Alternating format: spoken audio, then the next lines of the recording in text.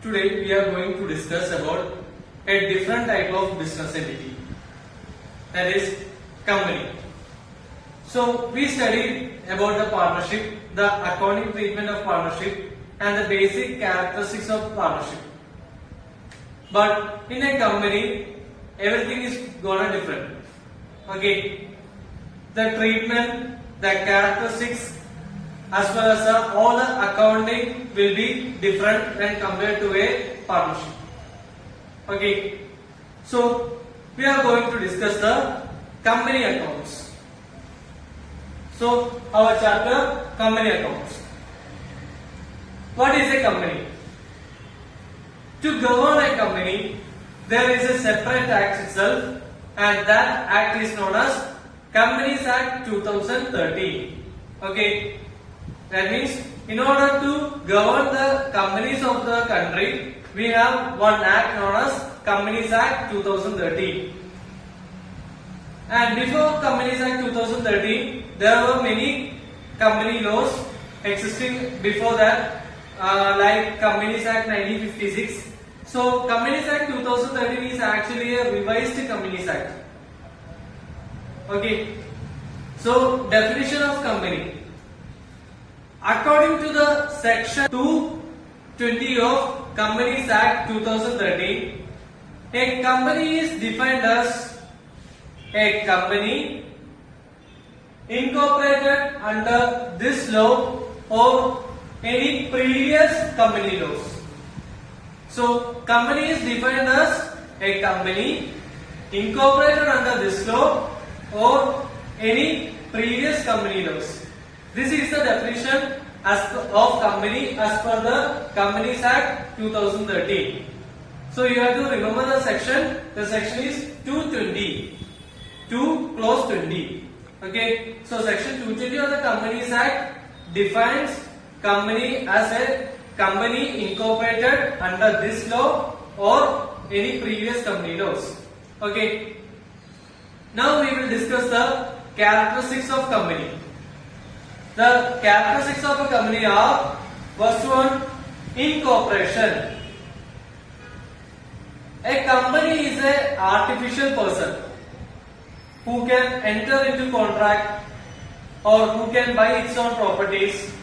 So in order a company to come into existence, it should be incorporated or registered under Companies Act 2013 or any previous other act.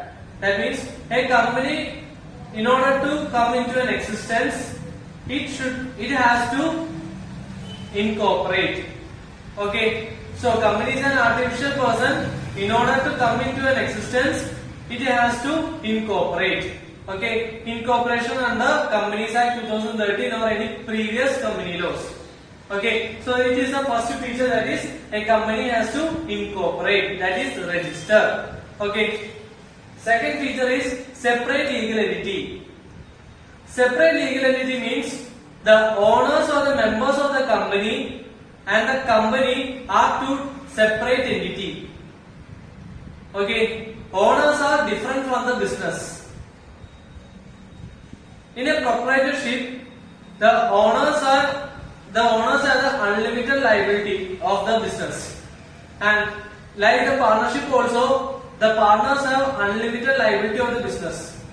If a business has a loss, that should be borne by the partners. But in the case of a company, the owners as well as the members and the company are two separate entities.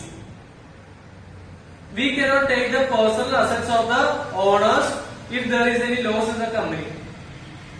Okay, but in the case of proprietorship as well as a partnership, if there is any loss, that loss can be taken from the owner's personal assets. But in the case of company, it cannot be reimbursed from the owner's.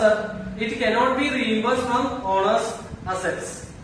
So the assets, the company and owners are separate.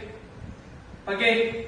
Then company is an artificial person. It can own the property in its name. Okay, it can enter into transaction. the transaction will be entered in the name of the company, not in the name of the owners. Okay. Suppose the Reliance is going to enter into a contract. Reliance is a company, and when it is being entered into a contract, that contract will be in the name of Reliance and not in the name of its owners. Okay. So a company is an artificial person. It can own property. It can enter into contract. Okay. Then perpetual succession. Since the owners and company are different, a death of the owners will not affect the continuation of the business. Even if all the owners or all the members die, the business will go on or the company will continue. It will not affect the running of a company.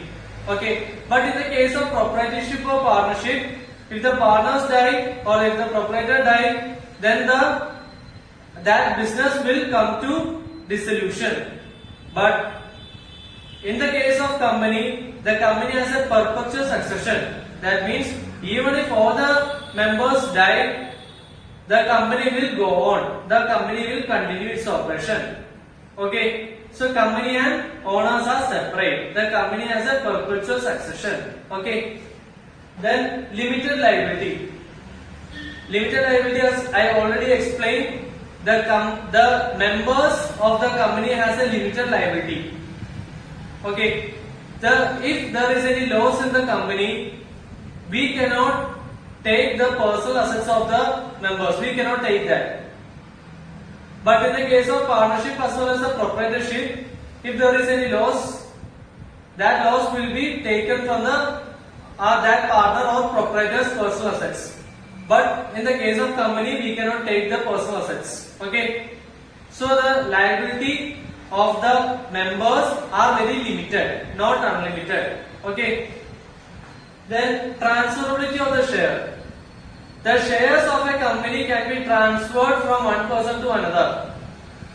As you all know, the share market, stock exchange.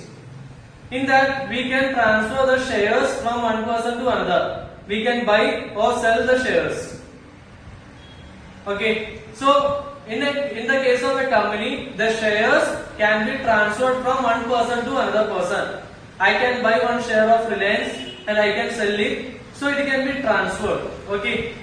Then last one, common seal. The company has a common seal. When a company is entering into a contract, it has to affix the common seal, and that common seal will bind the company, its authentication and as well as its liability.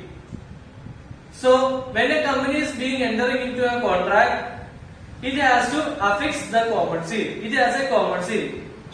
The company is not a natural person, so the company cannot sign. And instead of signing, since it is an artificial person, it has a common seal. Round seal you may see.